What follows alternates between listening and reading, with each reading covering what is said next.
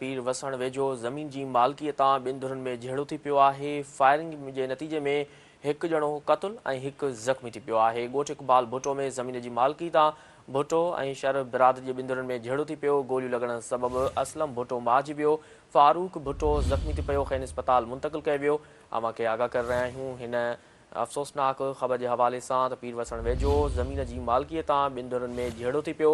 Firing में हिकु ॼणो क़तल हिकु ज़ख़्मी थी पियो। ॻोठ इक़बाल भुट्टो में ज़मीन जी मालिकी तां भुट्टो ऐं शहर बिरादरी जे ॿिनि धुरनि में झेड़ो थी पियो। गोलियूं लॻण सबबि असलम भुट्टो मारिजी वियो। फारूक भुट्टो ज़ख़्मी थी पियो, खेनि अस्पताल मुंतक़िल कयो वियो। अव्हां खे आगाह करे रहिया आहियूं हिन इंतिहाई अफ़सोसनाक ख़बर जे हवाले सां त पीर वसण वेझो ज़मीन जी मालिकीअ तां ॿिनि धुरनि में झेड़ो थी पियो। फायरिंग में हिकु ॼणो क़तल हिकु ज़ख़्मी थी पियो। ॻोठ इक़बाल भुट्टो में ज़मीन जी मालिकी तां भुट्टो ऐं शहर बिरादरी जे ॿिनि धुरनि में झेड़ो थी पियो। गोलियूं लॻण सबबि असलम भुट्टो मारिजी वियो। फारूक भुट्टो ज़ख़्मी थी पियो, खेनि अस्पताल मुंतक़िल कयो वियो। अव्हां खे आगाह करे रहिया आहियूं इंतिहाई अफ़सोसनाक ख़बर जे हवाले सां त पीर वसण वेझो ज़मीन जी मालिकीअ तां ॿिनि धुरनि में झेड़ो थी पियो। फायरिंग में हिकु ॼणो क़तल हिकु ज़ख़्मी थी पियो। ॻोठ इक़बाल भुट्टो में ज़मीन जी मालिकी तां भुट्टो ऐं शहर बिरादरी जे ॿिनि धुरनि में झेड़ो थी पियो। गोलियूं लॻण सबबि असलम भुट्टो मारिजी वियो। फारूक भुट्टो ज़ख़्मी थी पियो, खेनि अस्पताल मुंतक़िल कयो वियो।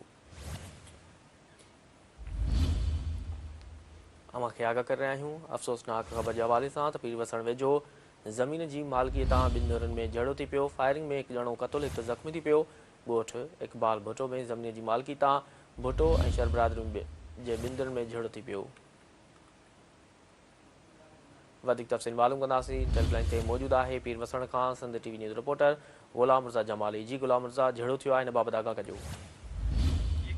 बिल्कुल पीर वसण भरिसां ॻोठ इक़बाल भुट्टो में ज़मीन जी मालिकीअ तां भुट्टो ऐं शहर बिरादरी जे ॿिनि धुरनि में झेड़ो थी पियो आहे। जॾहिं झेड़े दौरान फायरिंग कई वई आहे। गोलियूं लॻण करे भुट्टो धुर जो हिकु ॼणो मोहम्मद असलम भुट्टो जेको आहे त गोलियूं लॻण सबबि ज़ख़्मी थियो, जंहिंखे अस्पताल पहुचायो वियो, जिते फोत थी वियो आहे।